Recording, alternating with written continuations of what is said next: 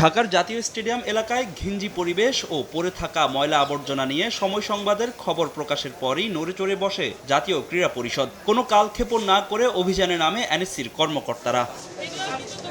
তবে এদিন কোনো জরিমানা নয়, মোবাইল কোর্টের মাধ্যমে স্টেডিয়াম কমপ্লেক্সে থাকা দোকানিদের সতর্ক করেছেন অভিযানের নেতৃত্ব দেওয়া যুব ও ক্রীড়া মন্ত্রণালয়ের উপসচিব উম্মে ইসরাত। সেই সঙ্গে স্টেডিয়ামের করিডোরে থাকা জিনিসপত্র দ্রুত সরাতে দোকানিদের নির্দেশ দেন তিনি।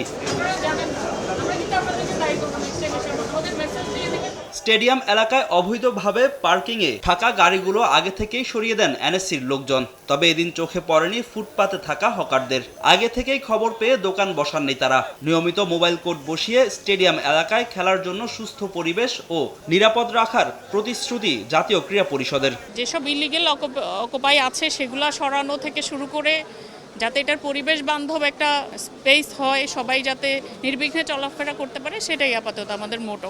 এরপর থেকে আমরা রেগুলার আসবো, যদি দেখি সেরকম আমরা জেল জরিমানা করব।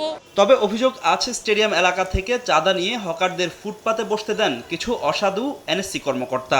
এমন অভিযোগ প্রমাণিত হলে ব্যবস্থা নেওয়ার কথা জানান ক্রীড়া পরিষদ সচিব আমিনুল ইসলাম। মোবাইল কোর্ট আসবে, ওই সময় সবকিছু ঠিক হবে, মোবাইল কোর্ট চলে যাবে, আবার আগের মতো অবস্থা তৈরি হবে, এটি আসলে কাম্য নয়। এনএসসির কেউ যদি এগুলোতে সম্পৃক্ত থাকে এবং যদি প্রমাণ পাওয়া যায়, তার জন্য চাকরি বিধিমালা রয়েছে, বিভাগীয় বিষয়াশয়গুলো রয়েছে, সেই প্রেক্ষিতে এই ব্যবস্থা নেওয়া হবে।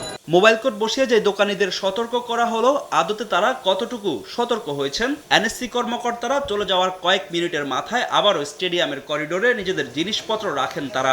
সতর্ক করার পরও কেন এমনটা করেছেন, এই প্রশ্নে নেই কোনো সদুত্তর। যদি প্রোডাক্ট সম্পর্কে কোনো কিছু জানার হয় জিজ্ঞেস করেন, আদারওয়াইজ কোনো তথ্য আমরা দিতে পারবো না, বলতে পারবো না, দুঃখিত। আমরা ভিতরে নিচে, উনিও বলছে যে আজকে যাই হয়েছে আপনারা কালকে রাইখেন না। শুধু দোকানে কিংবা ফুটপাত নয়, সন্ধ্যার পর স্টেডিয়াম এলাকার আনাচে কানাচে দেখা যায় মাদকের আখড়া। তা নির্মূলেও কাজ করার কথা জানায় জাতীয় ক্রীড়া পরিষদ। ফাহিম ইসলাম, সময় সংবাদ, ঢাকা।